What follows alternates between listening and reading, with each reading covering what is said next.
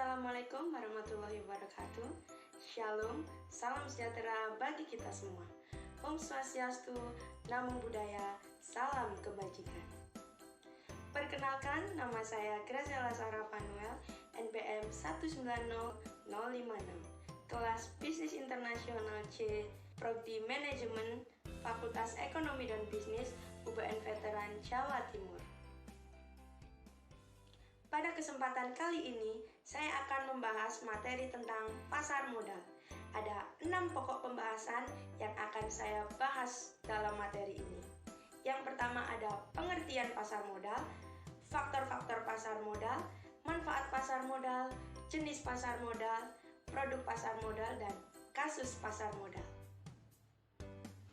Yang pertama, pengertian pasar modal. Apa sih pasar modal itu? Pasar modal adalah pasar untuk berbagai instrumen keuangan jangka panjang yang bisa dijual belikan baik secara utang, ekuitas, reksadana, instrumen derivatif, maupun instrumen lainnya. Pasar modal merupakan sarana pendanaan bagi perusahaan maupun institusi lainnya dan sebagai sarana kegiatan investasi. Dengan demikian, pasar modal memfasilitasi berbagai sarana dan prasarana kegiatan jual beli dan kegiatan terkait lainnya. Jadi, dapat disimpulkan bahwa pasar modal adalah pasar yang mempertemukan penjual dan pembeli sekuritas jangka panjang baik dalam bentuk hutang maupun modal sendiri. Sedangkan tempat terjadinya transaksi disebut bursa efek. Oleh karena itu, bursa efek merupakan arti pasar modal secara fisik.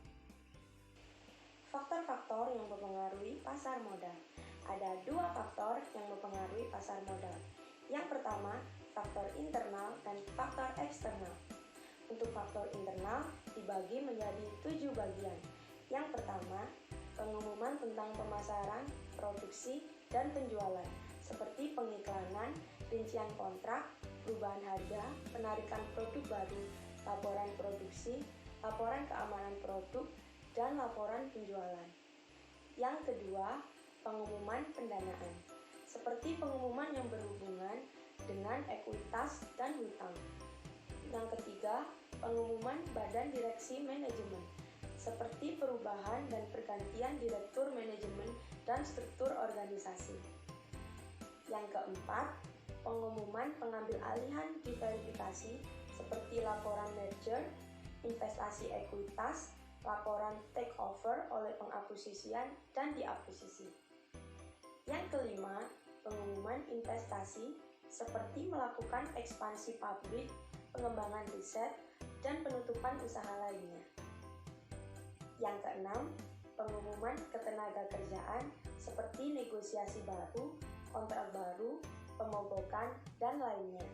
Kemudian yang ketujuh, pengumuman laporan keuangan perusahaan seperti peramalan laba sebelum akhir tahun fiskal dan setelah akhir tahun fiskal. Yang kedua, faktor eksternal. Faktor eksternal dibagi menjadi 5 bagian. Yang pertama, pengumuman dari pemerintah seperti perubahan suku bunga tabungan dan deposito, kurs valuta asing, inflasi, serta berbagai regulasi dan deregulasi ekonomi yang dikeluarkan oleh pemerintah. Yang kedua, pengumuman hukum, seperti tuntutan karyawan terhadap perusahaan atau terhadap manajernya dan tuntutan perusahaan terhadap manajernya. Yang ketiga, pengumuman industri sekuritas, seperti laporan pertemuan tahunan, insider trading, volume atau harga saham perdagangan, pembatasan atau penundaan trading. Yang keempat, gejolak politik dalam negeri dan fluktuasi nilai tukar juga merupakan faktor yang berpengaruh signifikan pada terjadinya pergerakan harga saham di bursa efek suatu negara. Yang kelima, berbagai isu baik dari dalam dan luar negeri. Manfaat pasar modal. Di sini, manfaat pasar modal dibagi menjadi 3, yaitu manfaat pasar modal bagi negara, bagi investor, dan bagi masyarakat. Yang pertama, manfaat pasar modal bagi negara. Negara mendapatkan berbagai macam keuntungan dengan adanya pasar modal. Dan yang paling utama adalah negara dapat mengambil keuntungan untuk kepentingan seluruh rakyat. Nah, selain itu, ada manfaat penting lainnya yang erat kaitannya dengan perekonomian, yaitu pemerintah memiliki kesempatan untuk ikut campur dalam menjaga stabilitas perekonomian negara melalui pasar modal. Berikut ada 7 poin manfaat pasar modal bagi negara. Yang pertama, pasar modal menjadi salah satu sumber pendapatan negara yang paling penting. Dari mana ya negara bisa mendapatkan penghasilan dari adanya pasar modal? Tentu saja dari pajak. Dengan adanya berbagai macam transaksi di pasar modal, maka negara bisa menarik pajak dari pihak yang melakukan transaksi. Pajak tersebut akan dimasukkan ke dalam kas negara dan kemudian dimanfaatkan untuk berbagai macam keperluan. Yang kedua, pasar modal membantu negara dalam menjalankan roda perekonomian. Laju perputaran uang yang terjadi dalam transaksi jual beli instrumen investasi sangat mempengaruhi roda perekonomian suatu negara. Nah, efek yang langsung dirasakan adalah semakin terbukanya peluang perusahaan untuk tumbuh bersama investor dan membeli instrumen investasi tersebut. Yang ketiga, negara bisa memantau transaksi modal. Dari banyaknya aktivitas di lantai bursa, maka kemungkinan besar juga bisa terjadi transaksi gelap. Nah, oleh karena itu, pemerintah memiliki peran yang sangat besar dalam menjaga stabilitas pasar modal. Pemerintah bisa mengawasi dan menjaga transaksi di pasar modal melalui Badan Pengawas Pasar Modal untuk memantau perkembangan aktivitas di lantai bursa. Yang keempat, memantau perusahaan yang berlaku sebagai emiten. Dengan banyaknya emiten atau perusahaan yang ikut dalam pasar modal, pemerintah juga memiliki kesempatan untuk memantau perusahaan tersebut. Pemerintah akan bisa membuat kategori perusahaan mana yang sedang berkembang ataupun perusahaan mana yang bangkrut. Yang kelima, menarik investor asing agar ikut menanam modal di dalam negeri. Dengan adanya keterbukaan informasi perusahaan sebagai emiten, maka pemerintah juga dapat mengambil kesempatan tersebut untuk menarik investor asing. Dengan adanya persaingan yang sehat dan perusahaan yang memiliki daya saing tinggi, maka investor asing akan berduyun-duyun menginvestasikan dana mereka. Yang keenam, memantau kinerja dan aktivitas pihak asing yang berkontribusi di dalam pasar modal. Mengingat pasar modal sifatnya adalah terbuka dan berskala internasional, maka pemerintah dapat mengetahui dengan mudah seluk-beluk perusahaan yang terdaftar di pasar modal. Dan yang terakhir, tempat bagi negara untuk menjual surat berharga kepada investor. Di pasar modal, negara juga bisa melepas obligasi yang bisa dibeli oleh investor. Nah, ini sangat berguna jika negara sedang membutuhkan dana segar. Kemudian yang kedua, manfaat pasar modal bagi investor. Dalam pasar modal, investor ini berperan penting sebagai pembeli instrumen modal yang dikeluarkan oleh para emiten atau para perusahaan. Sebenarnya, investor dapat membeli instrumen investasi dimanapun yang mereka inginkan. Nah, salah satu ceruk pasar yang biasa mereka pilih adalah pasar modal. Lantas, apa saja manfaat pasar modal bagi investor? Berikut ini ulasannya. Yang pertama, sebagai tempat menanamkan modal untuk mendapatkan keuntungan. Pada dasarnya, semua orang membutuhkan rencana keuangan jangka panjang dan investasi menjadi pilihan yang terbaik. Bagi investor, keberadaan pasar saham sangat membantu untuk memutar uang mereka. Dengan banyaknya instrumen investasi dari berbagai macam perusahaan yang bisa dipilih di pasar modal, maka kesempatan investasi juga lebih menjanjikan. Yang kedua, pengelolaan yang profesional dan transparan bisa meminimalisir risiko investasi. Karena pasar modal sifatnya terbuka, dengan leluasa investor dapat melihat rekam jejak dari sebuah emiten atau perusahaan sebelum mereka memutuskan untuk investasi. Belum lagi dengan adanya manajer investasi yang akan mengarahkan kita untuk setiap kebijakan yang kita buat. Di dalam pasar modal, rata-rata para emiten atau perusahaan yang terdaftar di sana adalah mereka yang memiliki reputasi bagus. Kemudian yang ketiga, mencari keuntungan dan dividen. Tentu saja, sebagai seorang investor, tujuan utamanya adalah mencari keuntungan. Dengan investasi, maka selain mendapatkan keuntungan dari selisih harga jual terhadap penjualan surat-surat berharga tersebut, seorang investor juga bisa mendapatkan keuntungan lainnya yang berupa dividen. Yang keempat, dapat mengambil alih kepemilikan suatu perusahaan. Investor dapat mengambil kesempatan untuk memiliki sebagian besar saham dari perusahaan. Nah, ini sangat mudah terjadi di pasar modal ketika ada perusahaan yang memiliki permasalahan keuangan. Yang kelima, memperluas jaringan bisnis.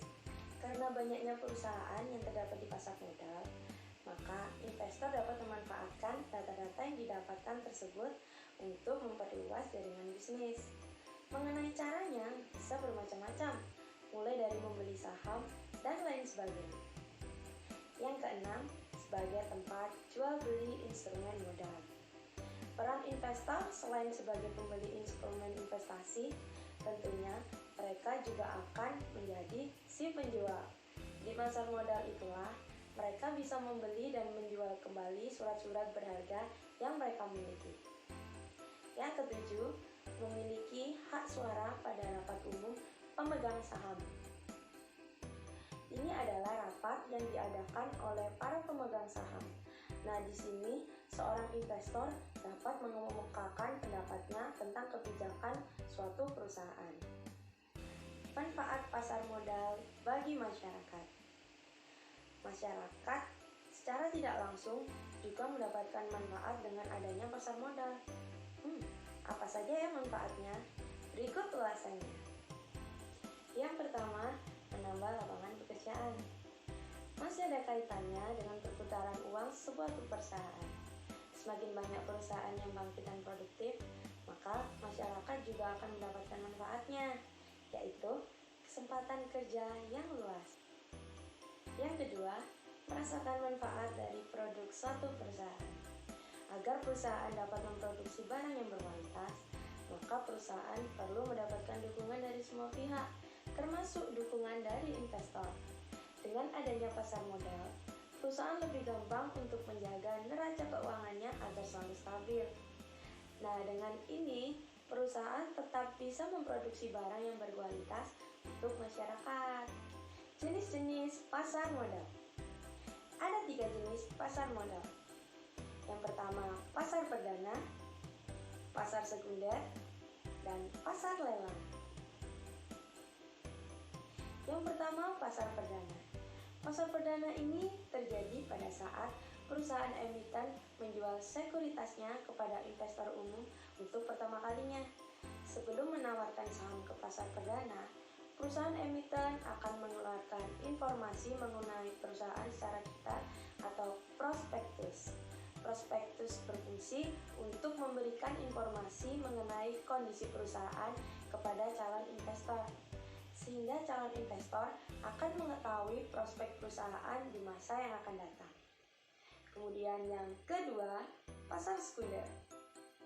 Setelah sekuritas emiten dijual di pasar perdana, selanjutnya sekuritas emiten tersebut bisa diperjualbelikan oleh dan antara investor di pasar sekunder. Dengan adanya pasar sekunder ini, investor dapat melakukan perdagangan sekuritas untuk mendapatkan keuntungan. Kemudian pasar lelang. Pasar lelang merupakan pasar sekuritas yang melibatkan proses pelelangan pada sebuah lokalisasi fisik. Nah, transaksi antara pembeli dan penjual ini menggunakan perantara broker yang mewakili masing-masing pihak pembeli dan penjual. Sebagai investor, tidak dapat melakukan transaksi secara langsung. Produk-produk pasar modal. Apa saja sih produk-produk dari pasar modal? Berikut ulasannya. Produk-produk dari pasar modal antara lain saham, reksadana, dan obligasi. Yang pertama, saham. Berdasarkan situs resmi Bursa Efek Indonesia, saham merupakan salah satu instrumen pasar keuangan yang paling populer. Menerbitkan saham merupakan salah satu pilihan perusahaan ketika memutuskan untuk pendanaan perusahaan. Nah, di sisi lain, saham merupakan instrumen investasi yang banyak dipilih investor karena saham mampu memberikan tingkat keuntungan yang menarik. Kemudian yang kedua, reksadana. Masih dari sumber yang sama, reksadana merupakan salah satu alternatif investasi bagi masyarakat pemodal, khususnya pemodal kecil dan pemodal yang tidak memiliki banyak waktu dan keahlian untuk menghitung resiko atas investasi mereka. Nah, reksadana ini dirancang sebagai sarana untuk menghimpun dana dari masyarakat yang memiliki modal, mempunyai keinginan untuk melakukan investasi, tapi hanya memiliki waktu dan pengetahuan yang terbatas. Selain itu, reksadana juga diharapkan dapat meningkatkan peran pemodal lokal untuk berinvestasi di pasar modal Indonesia. Yang ketiga, obligasi, atau yang sering didengar dengan surat utang. Surat utang atau obligasi ini merupakan salah satu efek yang tercatat di bursa efek lainnya seperti saham, sukuk, efek beragun aset, maupun dana investasi real estate. Obligasi ini juga dapat dikelompokkan sebagai efek bersifat utang di samping sukuk. Obligasi juga dapat dijelaskan sebagai surat utang jangka menengah panjang yang dapat dipindahtangankan. Nah, selain itu, obligasi berisi janji dari pihak yang menerbitkan untuk membayar imbalan berupa bunga pada periode tertentu dan melunasi pokok utang pada waktu yang telah ditentukan kepada pihak pembeli obligasi tersebut. Obligasi ini dapat diterbitkan oleh korporasi maupun negara. Contoh kasus. Di sini saya mengambil contoh kasus PT Bank Maslir Utama BMU.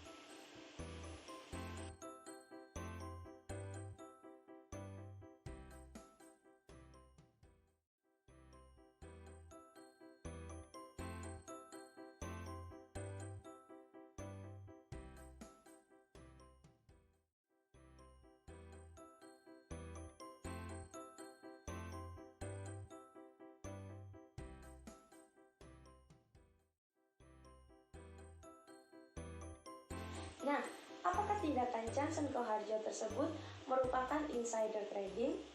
Dan mengapa di pasar modal diperlukan adanya keterbukaan dan transparansi? Mari kita simak ulasannya.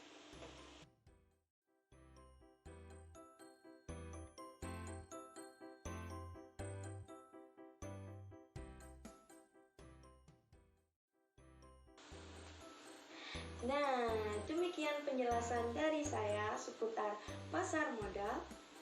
Mohon maaf apabila ada salah dalam tutur kata, baik yang sengaja maupun tidak sengaja. Saya Graciela Sarah Manuel. Terima kasih. Sampai jumpa kembali.